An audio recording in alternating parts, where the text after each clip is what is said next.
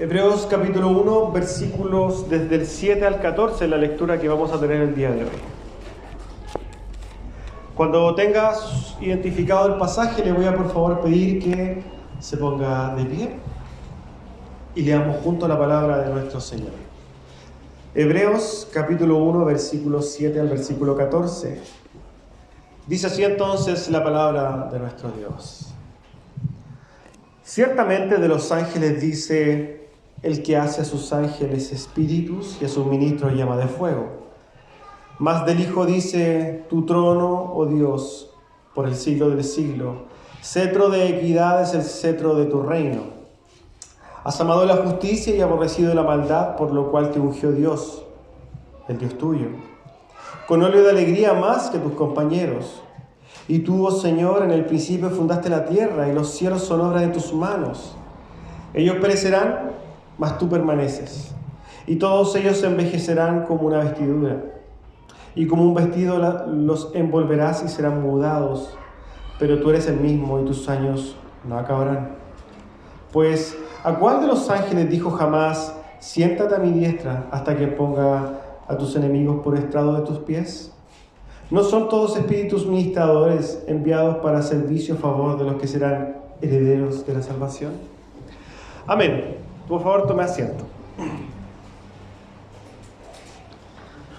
Como podrán esperar, en virtud de la extensa lectura, el sermón de hoy día no será corto. Generalmente es muy probable que dure un poquito más de lo normal, pero es necesario. El sermón del día de hoy se llama Cristo, un Dios admirable. Cristo, un Dios admirable. Cuando nosotros vemos qué significa la palabra admirable, ¿cierto? En la Real Academia de la Lengua Española, van a encontrar que significa que causa admiración o es digno de admiración. Por tanto, más que observar el significado de la palabra admirable, que es saber qué significa admiración.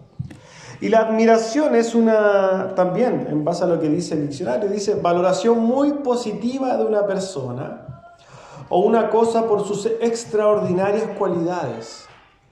Es una sorpresa o extrañeza que alguien o algo provoca en una persona. Podemos comprender, hermanos, que viéndolo quizás en el sentido que nosotros queremos hoy día tomarlo, es que nosotros podemos entender la admiración como una observación con asombro. Lo que queremos o lo que vamos a ver hoy día es poder contemplar a Cristo y verlo con asombro. Porque ciertamente Jesucristo es asombroso, es admirable. Y cuando nosotros observamos a Cristo con admiración y con asombro, debería esto llevarnos a pensar, a meditar, a reflexionar en su obra, en quién es Él y qué significa para nosotros. Amén. Vamos a irnos entonces directamente al texto para que podamos ir descubriendo lo que el autor de Hebreos está diciéndonos. Versículo 7 dice, ciertamente de los ángeles dice, el que hace a sus ángeles espíritus y a sus ministros llama de fuego. La semana pasada nosotros hablamos de la superioridad de Cristo respecto a los ángeles. Espero que lo recuerden. Hay un contraste, ¿cierto? Una distinción evidente entre la persona de Jesucristo y los ángeles, los seres celestiales. En ningún lugar de la Escritura se le otorga a los ángeles un título que indique de alguna manera que ellos son el Hijo de Dios, o son hijos de Dios, o son herederos. No, bajo ningún punto de vista. En total contrariedad o en un punto totalmente opuesto, encontramos al autor de Hebreos diciendo que hay uno que es el Hijo de Dios, y ese es Jesucristo. Amén. Tenemos que considerar, hermanos, que los ángeles son creados. Nosotros hablamos un poco de esto la semana pasada. Los ángeles no se crearon a sí mismos y no estuvieron siempre con Dios. Los ángeles son criaturas de Dios, tal como somos nosotros. Y esta es una diferencia sustancial con la persona de Cristo. Y esto es algo que nosotros tenemos que tener muy claro, hermanos. ¿Sabe por qué? Porque hoy día hay denominaciones, incluso llamadas sectas, de corte quizás cristiano, entre comillas, que niegan verdades tan profundas como esta. Los testigos de Jehová enseñan que Jesús es un ser creado. El principio de la creación. Se cuelgan de un pasaje sacado de contexto. Pero hay una distinción importantísima en esto, porque Jesús no fue creado. Jesús siempre estuvo. Jesús es Dios. Si Jesús fuera creado, entonces estaría a la altura de los ángeles, pero no es así. Jesucristo siempre estuvo. Jesús no es creado, pero los ángeles sí son creados, hermanos. No podemos ni siquiera meditarlo. No podemos ni siquiera pensar en aceptar que Jesús es un ser creado, porque esto lo rebajaría a una condición de ángel. Por eso es importante la doctrina. Por eso es importante la enseñanza. Porque lo que nosotros entendemos, ¿cierto?, va a determinar cómo nosotros pensamos respecto de ciertas cosas. En este caso, lo que está diciendo el autor de Hebreos es: consideren a Jesús. Volvamos al contexto del libro de Hebreos. Está escrito una iglesia perseguida, una iglesia que se le estaba quitando todo, ¿cierto? Los estaban matando a sus familiares. Y muchos hebreos estaban volviéndose atrás de la fe. Pero el autor de Hebreos le estaba diciendo: ojo, tienen a Jesús. Y empieza el primer capítulo, que es todo lo que hemos visto en el primer capítulo, diciéndole: este es Jesús. Nosotros en estos 4 versículos, o 4 sermones, o 5, no recuerdo bien, hemos tratado de explorar lo que dice el autor de Hebreos respecto a la persona de Jesús, y ciertamente es maravilloso. El salmo citado en este pasaje es el Salmo 104. Es un salmo, cierto, de naturaleza mesiánica. Se utilizaba también, cierto, en las sinagogas. Este salmo se cantaba en las sinagogas. Este salmo era muy conocido en la iglesia primitiva. Podemos comprender que si la iglesia primitiva era primariamente de judíos, que venían con un contexto judío, con una educación judía, con una formación judía, era muy normal pensar entonces que estos hermanos conocían estos himnos, estos cánticos, estos salmos judíos. Por tanto, el autor de Hebreos, ¿qué es lo que hace? Los cita para mostrarle a través de sus propias escrituras la persona de Cristo. Cuando usted va a ir al Salmo 104 se va a encontrar con palabras diferentes. ¿Por qué? Porque recordemos que el autor de Hebreos estaba utilizando la versión Septuaginta, que en un momento ya lo dijimos, pero era una traducción griega del Antiguo Testamento. En la Reina Valera que nosotros tenemos dice algo así: el que hace a los vientos sus mensajeros y a las flamas de fuego sus ministros. Pero nosotros tenemos claro que lo que está diciendo el autor de Hebreos está, vuelvo a repetirlo, en la traducción griega. El autor usa este Salmo 104 para enfatizar de alguna manera el estado de subordinación de los ángeles respecto a Dios. Son como los vientos y los relámpagos, en otras palabras. Son parte de la creación de Dios.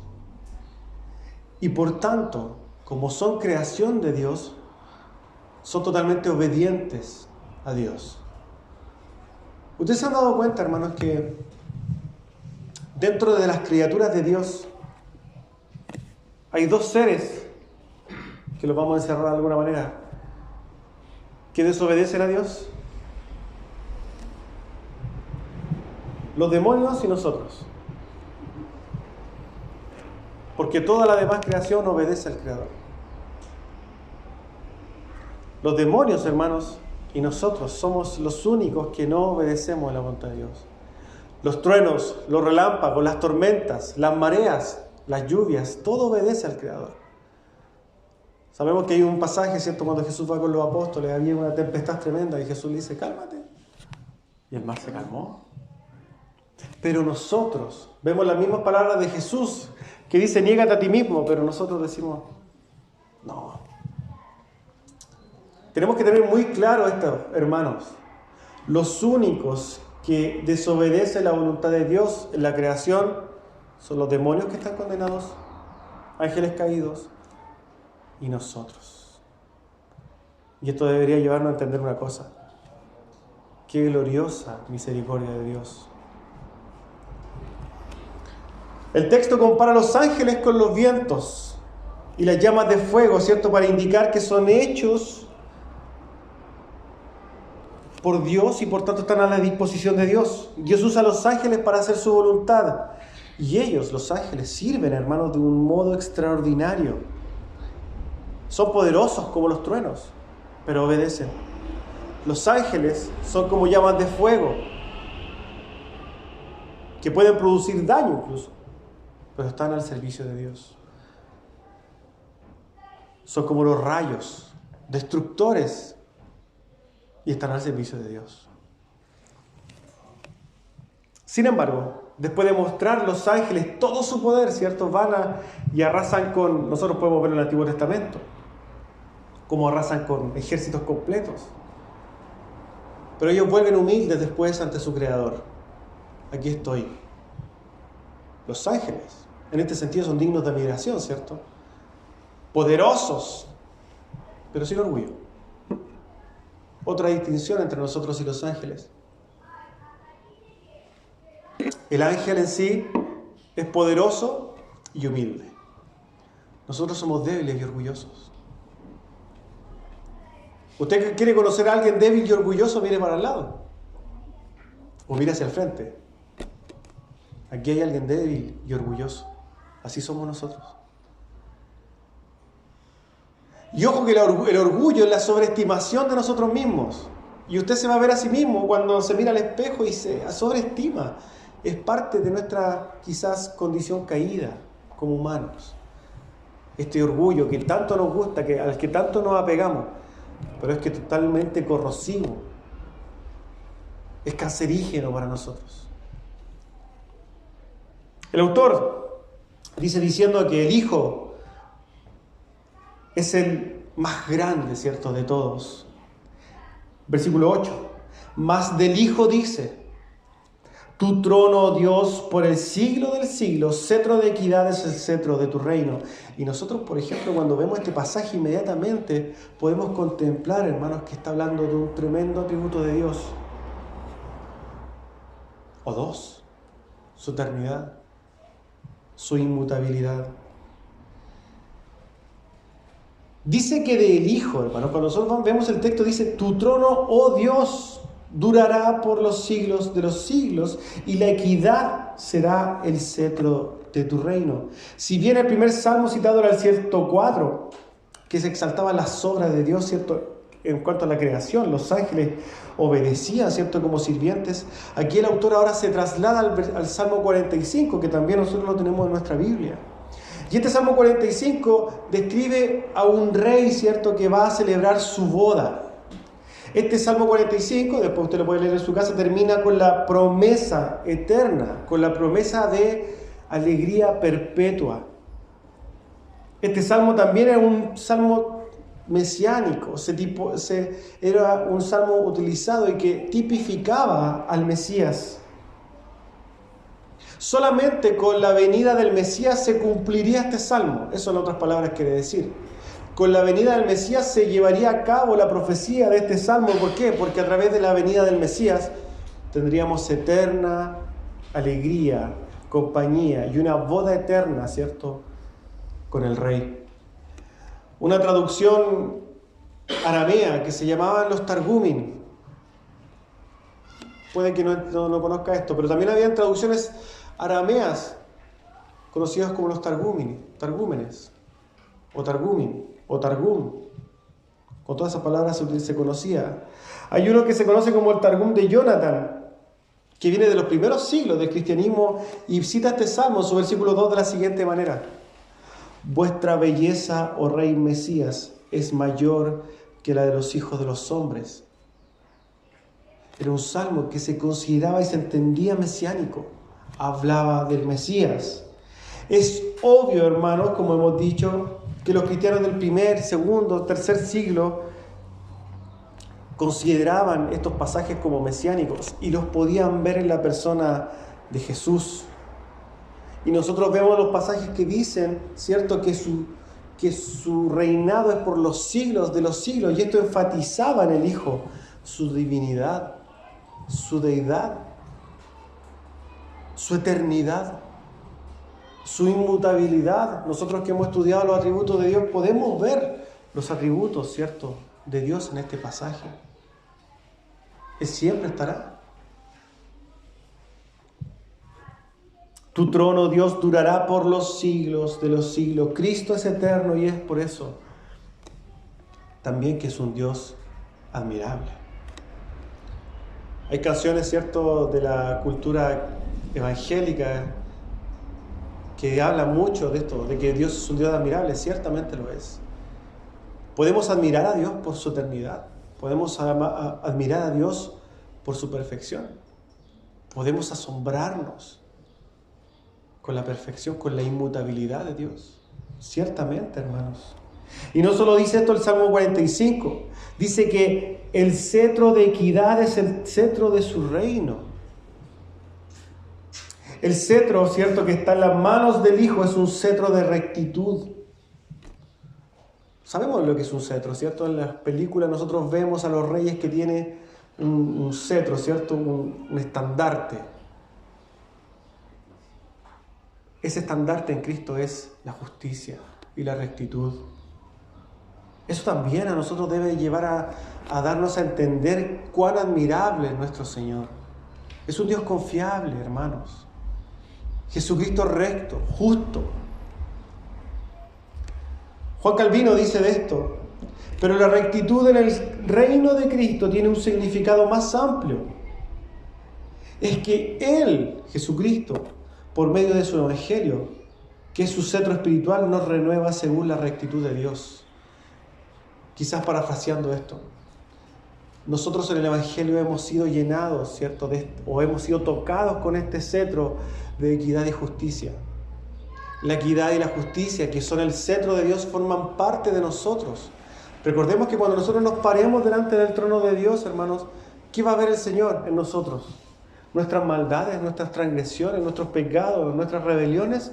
No, va a ver la equidad y la justicia de Cristo en nosotros.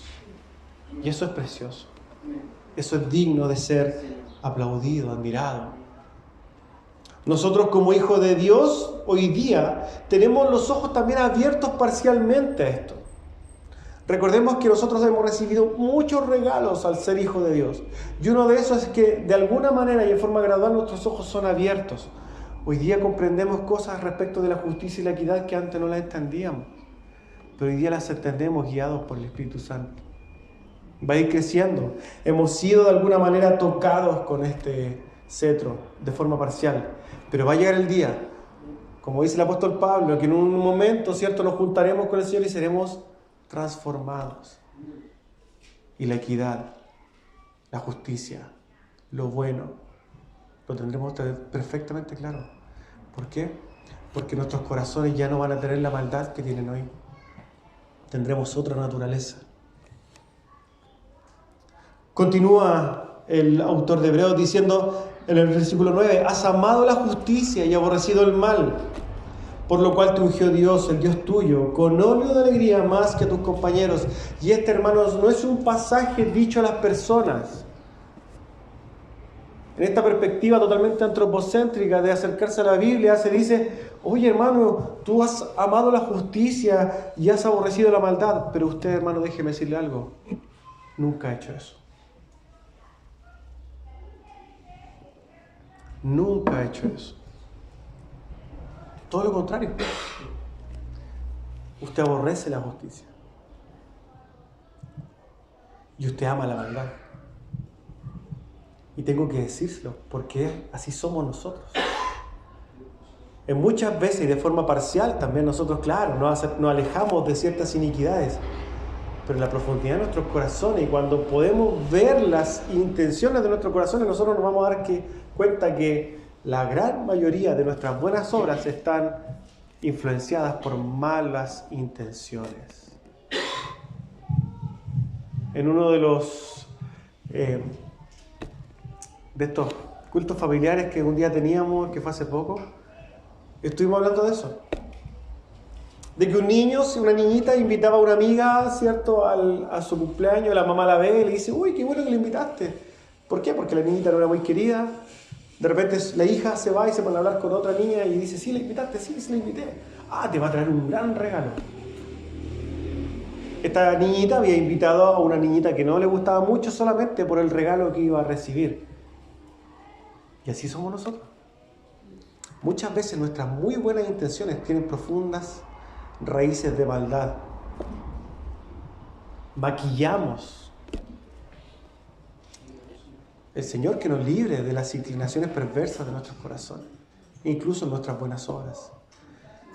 Volviendo al texto, aquí está hablando de Jesús.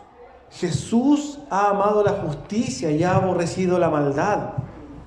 Jesús por esto fue ungido por Dios mismo, por el Padre, el Dios tuyo, con óleo de alegría más que a tus compañeros. Jesús ha amado la justicia, hermanos. El autor está haciendo una descripción de la persona de Jesús, no de nosotros. Jesús ama la justicia y desea que su pueblo, nosotros, el reino de Dios también lo hagamos. ¿Por qué? Porque la justicia es el fundamento de su reino. Nosotros decimos que fuimos justificados, ¿cierto? Ya hemos hablado de esto. ¿Qué significa que fuimos justificados? Que hoy día estamos en justicia. Es por eso que el mismo Señor dice, buscad primeramente el reino de Dios y su justicia. Tenemos que asegurarnos de que estemos en el reino. Y nosotros no vamos a estar en el reino de Dios si no estamos en justicia. Pero no la justicia nuestra. La justicia de nuestro Señor Jesucristo.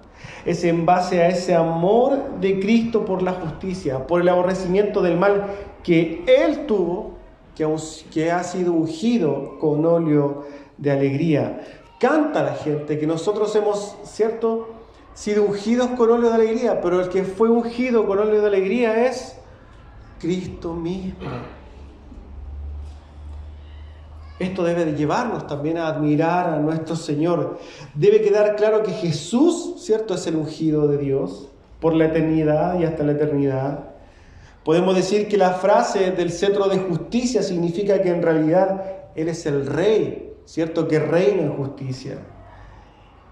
Y recordemos que Él va a estar, ¿cierto?, como Rey y Juez. Él en su cetro de justicia, cuando todo el mundo esté parado delante de Él, Él puede tocar su trono y hacer que la gente se calle cuando se está defendiendo.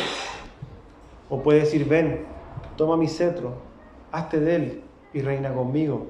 ¿Qué es lo que a nosotros nos está diciendo?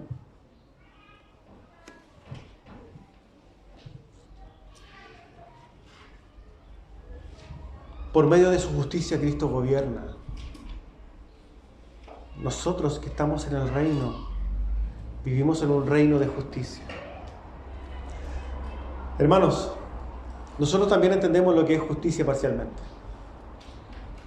Y tenemos que ser consecuentes y decir que muchas veces nos autoengañamos para no ver la justicia. Nos automentimos para alejarnos de la justicia. Nos autojustificamos para no estar en la justicia. Sin duda, en el corazón de cada uno de nosotros hay pensamientos que son impresentables ante el ojo de Dios. Y muchas veces dentro de todos estos pensamientos que son impresentables ante el ojo de Dios, cada uno de nosotros en algún momento ha pensado que vivir la vida como nosotros queremos vivirla es mejor que lo que Dios quiere para nosotros. En otras palabras, creemos que vivir en desobediencia es mejor que vivir en obediencia. Y Dios nos libre de ese pecado a cada uno de nosotros. Porque no tengo que ser un escudriñador de corazones, no tengo que tener el don de ciencia, ni mucho menos para poder decírselo con total claridad. Cada uno de ustedes, de los que está sentado, incluyéndome a mí, tiene pensamientos que son aborrecibles a los ojos de Dios. Y eso no debe ya nosotros decir, oye, pero qué mal que de alguna manera me voy de Cristo porque soy tan malo, no soy digno. Recuerde que nadie es digno, que nosotros estamos aquí por misericordia de Dios. Y ese es un tremendo regalo. Pertenecer a la iglesia, hermanos, es un tremendo regalo que el mundo no tiene. Estamos hablando de la justicia de Cristo.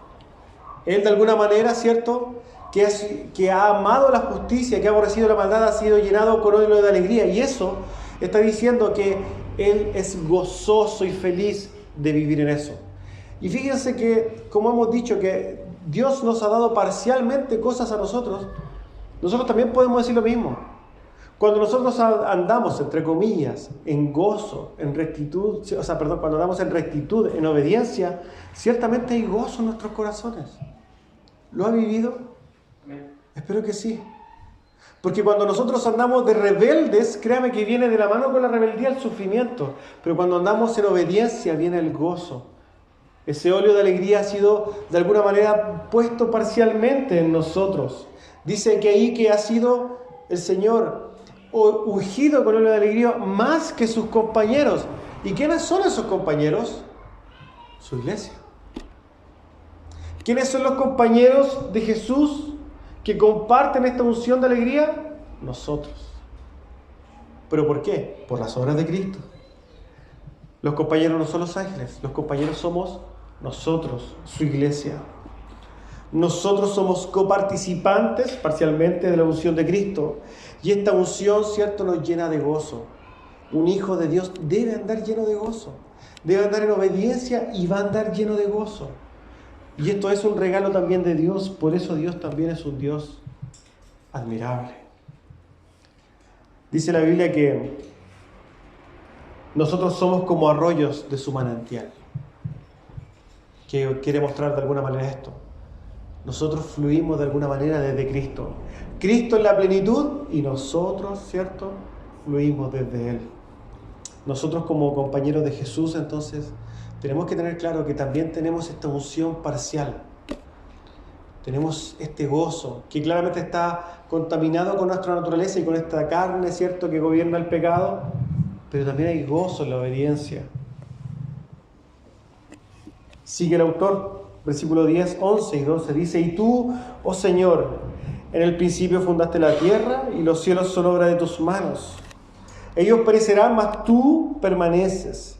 Y todos ellos se envejecerán como una vestidura y como un vestido los envolverás. Y serán mudados, pero tú eres el mismo y tus años no acabarán. Esta es la sexta cita del Antiguo Testamento en este mismo capítulo 1. Y esto está en el Salmo 102. Salmo 102, del versículo 25 al 27. En la Reina Valera, que nosotros manejamos generalmente, dice así: Desde el principio tú fundaste la tierra y los cielos son obra de tus manos. Ellos perecerán, mas tú permanecerás. Y todos ellos con una vestidura se envejecerán. Como un vestido los mudarás y serán mudados. Pero tú eres el mismo y tus años no se acabarán. Este salmo en realidad es una oración de un creyente que se lamenta por el estado de Israel. Concluye con un cántico de alabanza a la inmutabilidad de Dios. ¿Recordamos qué significaba la inmutabilidad de Dios? Dios no cambia. Dios no se arrepiente. Dios no tiene momentos de arrebatos espontáneos. Dios cumple sus promesas. Dios es fiel. Dios no miente. Dios no se apega a los sentimentalismos. Dios decreta y Dios hace. Dios no cambia. Dios es el mismo ayer, hoy y lo será por la eternidad. Dios para nosotros es una roca firme e inamovible, hermanos. El escritor de Hebreos aplica este cántico de alabanza, ¿cierto?, del Salmo 102, a Cristo, el Hijo eterno de Dios. El Hijo de Dios, también dice ese mismo pasaje, es creador y sustentador del universo. Y esto es lo mismo que había dicho en pasajes anteriores de este mismo capítulo. Cristo es el sustentador y creador de todas las cosas. Sabemos que Cristo es el creador y por tanto también debe ser admirado. Cristo es inmutable. Todo cambia, todo pasa, excepto el creador. Los cielos y la tierra pasarán. Las montañas que de alguna manera uno ve que siempre están quietas, inamovibles, van a pasar. Pero Cristo no va a pasar. Todas las cosas se van a extinguir, pero Cristo va a seguir ahí. El profeta Isaías dice algo así: alzad vuestros ojos a los cielos, mirad a la tierra que está debajo, los cielos se desvanecerán como humo, la tierra se gastará como una vestidura y sus habitantes morirán como moscas. Pero el Señor estará ahí siempre. Mi salvación durará para siempre. Mi justicia nunca fallará, dice Isaías. Y es lo mismo que nosotros podemos decir, hermanos. Hoy día nosotros sabemos que hacen cosas, ¿cierto? Tú te compras una afeitadora o un celular, y los celulares vienen hasta con chip, ¿cierto?, de obsolencia. ¿Por qué? Porque la idea es que no lo tengas más de 3 años, 4 años. Usted tiene un computador y tiene que ir cambiándolo cada 4 años porque después ya no avanza, siendo que se lo compró y era lo último que había comprado. Las cosas que pensamos hoy día que queremos no duran nada. El comercio, ¿cierto?, nos dice que tenemos que ir cambiando y cambiando las cosas. Las luces, los focos, duran un tiempo. A nosotros hoy día, hace 2 días se nos echó a perder el calefón. Las cosas no duran para siempre. Aunque queremos que duren para siempre, no lo son. Incluso cuando miramos nuestra casa, ¿no? La casa va a estar para siempre. No, hermano, la casa no va a estar para siempre. Es que es un bien raíz, sí, pero en algún momento se va a destruir. Alguien por ahí dijo que todo lo que usted tiene se va a quemar. Todo. Puede tener el auto más lindo, la casa más grande, los cimientos más grandes, pero se va a quemar. Puede haber plantado un árbol milenario, ¿cierto?, que va a vivir 500 años, no sé, pero ese árbol va a morir. El único que va a estar siempre es Cristo. Y es Cristo nuestra esperanza, es Cristo nuestro Dios, es Cristo nuestra salvación, es Cristo, es todo. Amén. El Hijo no tiene principio, no tiene fin. El Hijo siempre estuvo. El autor de Hebreos sigue dando esta apología, esta presentación del Cristo y dice, pues, ¿a cuál de los ángeles? Y hace esta pregunta: ¿a cuál de los ángeles dijo jamás siéntate a mi diestra hasta que ponga a tus enemigos por estrado de tus pies? Esta oración, ¿cierto?, retórica, se parece mucho a la que dice al comenzar, ¿cierto?, prácticamente este pasaje 1. ¿A cuál de los ángeles dijo alguna vez? La respuesta es clara: a ninguno se lo dijo. A ningún ángel le ha dicho siéntate a mi diestra hasta que ponga a tus enemigos por estrado de tus pies. A ningún ángel se le ha dado tal honor. Los ángeles son servidores. El Hijo es heredero y servido. En ningún lugar de la Escritura consta que algún ángel esté haciendo su obra para merecer algo o porque va a ser premiado. No, eso no existe, hermanos. Un ángel es un ángel y seguirá toda su vida siendo un ángel. Y da lo mismo qué grado, sea ángel, serafín, querubín, lo que sea, siempre va a ser ángel. Nunca va a ser Dios. Y hay una distinción cualitativa en quién es Jesús y quiénes son los ángeles. Es el Hijo el que toma el sitio de honor a la promesa de su Padre. El Señor, ¿cierto?, en este pasaje le está diciendo, es una conversación intratrinitaria, el Padre le está diciendo al Hijo: siéntate hasta que ponga a tus enemigos por estrado de tus pies. Esto tenía de alguna manera una significancia, ¿cierto? Era una costumbre militar oriental. Un general o un rey victorioso colocaba a sus pies, ¿cierto?, el cuello de un rey derrotado, y muchas veces este mismo lo pisaba, pasaban por encima de él. Eso es lo mismo que de alguna manera está reflejándose en la promesa de Dios al Hijo. Jesús va a reinar, ¿cierto?, hasta que todo haya sido puesto debajo de sus pies. ¿Cuándo será esto? Cuando sea la consumación de las cosas. Cuando Jesús ejerza su juicio. Jesús termine de enjuiciar. Ahí el Cristo le devolverá el reino a su Padre.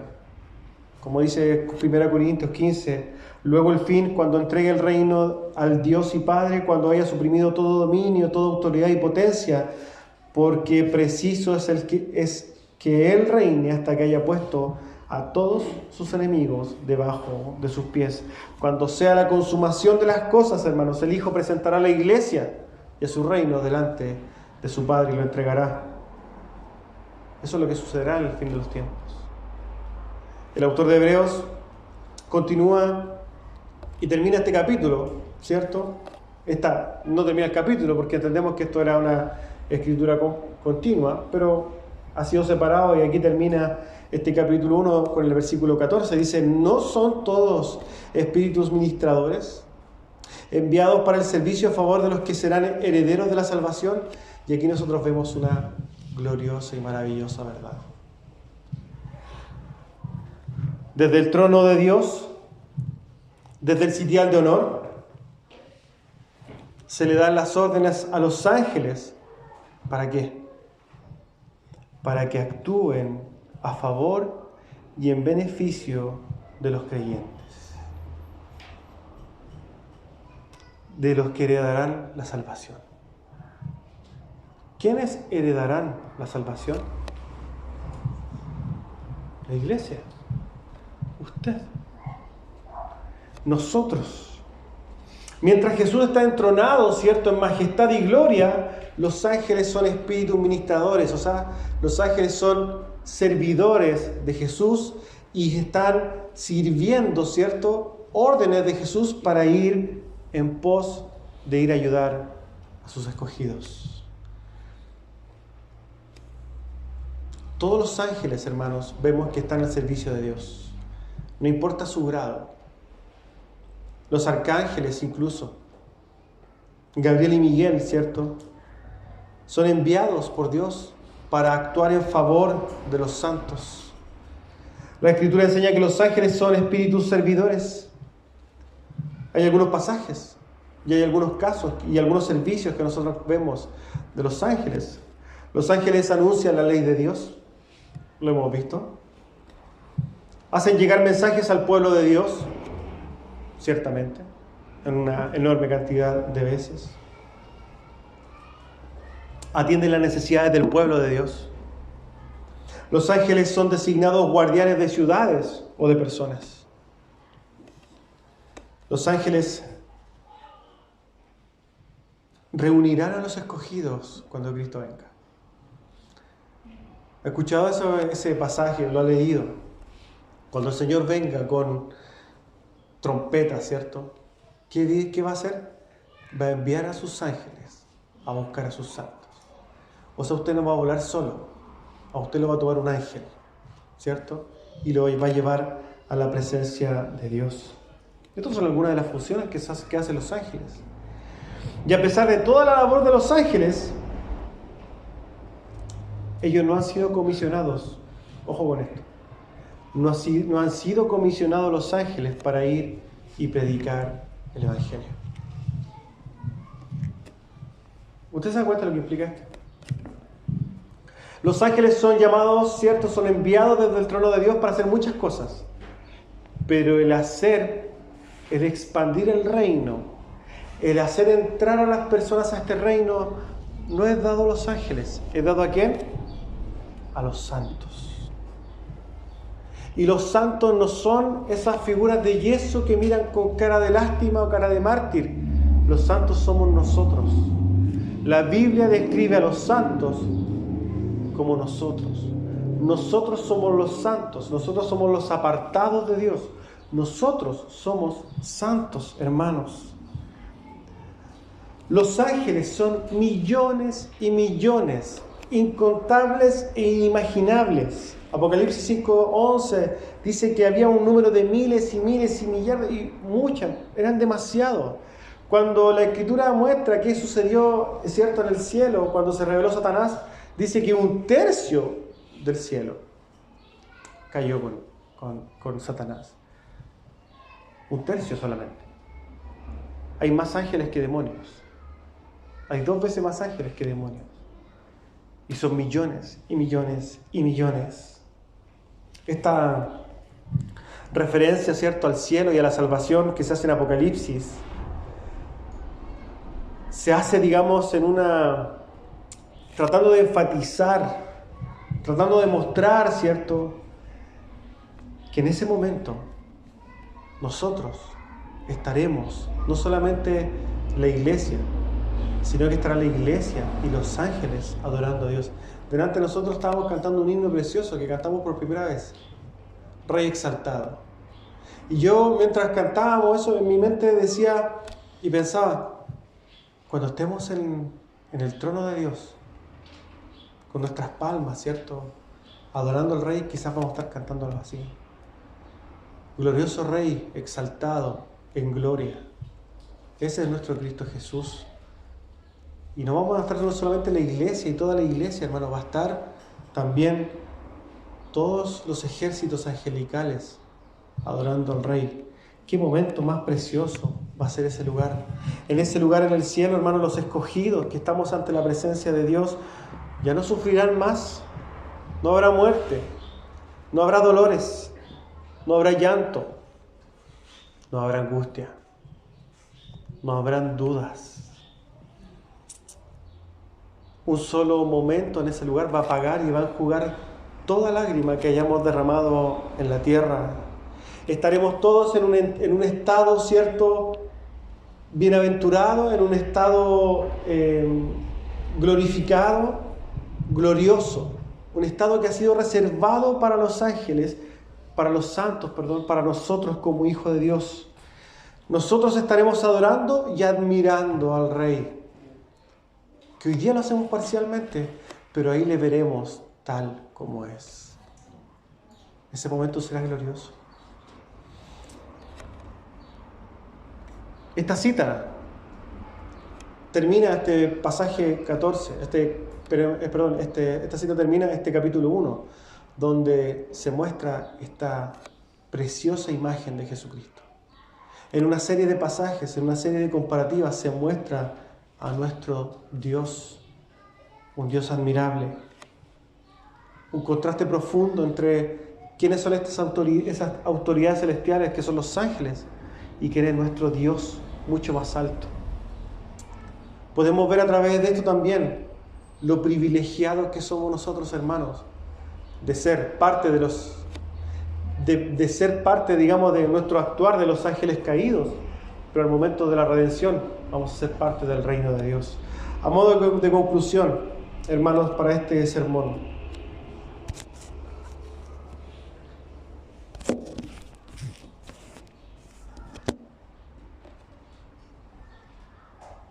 vemos que el autor de Hebreos, en este primer capítulo, ha mostrado la grandeza, la supremacía, algunos atributos claramente en las Escrituras, la importancia del Hijo de Dios, en este caso, la importancia de quién es nuestro Dios, Jesucristo.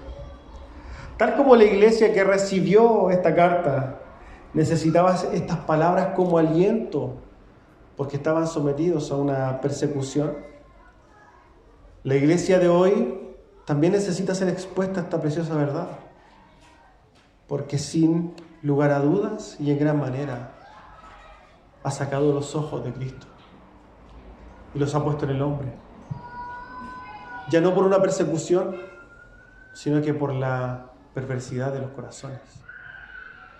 Podemos concluir que Jesús, hermanos, a través de este capítulo 1, podemos concluir que Jesús es el aliento para levantarnos cada día. Y es suficiente aliento para levantarnos cada día. Es suficiente motivación para esforzarnos cada día en su obra y en la expansión de su reino. Es muy grande para llenar cada lugar de nuestros corazones. es más que hermoso para poder acaparar nuestra admiración. Y su obra es más excelsa y suficientemente excelsa para llevarnos al cielo. Es perfecta para asegurar nuestra salvación y es totalmente maravillosa para llenar nuestra vida de esperanza.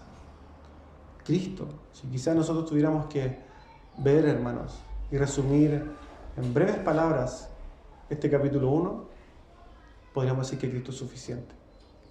¿Amén? Amén. Vamos a orar.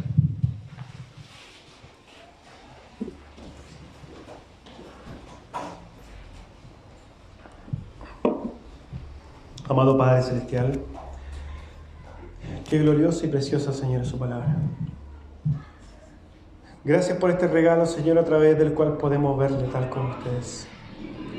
Gracias por mostrarnos, Señor, su preciosura en las Escrituras. Gracias por mostrarnos de usted mismo, de nuestro Dios. Ayúdenos, Señor, a meditar día a día en quién es usted. A poder gozarnos en su belleza. A poder admirarlo, Señor, con asombro. A poder, Señor, vivir motivados por verle a usted. No permita que como iglesia saquemos los ojos, Señor, de su gloria y nos vayamos en pos de glorias humanas, Señor, vanas. Ayúdenos a ponerle como centro de nuestro corazón y de nuestra vida, porque entendemos que solamente usted es el alimento suficiente para enfrentar a este tremendo mundo lleno de maldad, lleno de egoísmo.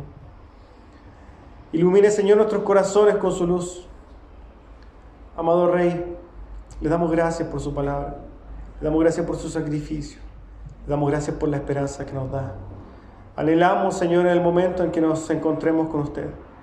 Pero mientras estemos en la tierra, Señor, denos fuerzas para luchar, para que usted nos pille cansados, Señor. Para que usted nos pille haciendo cosas para su reino.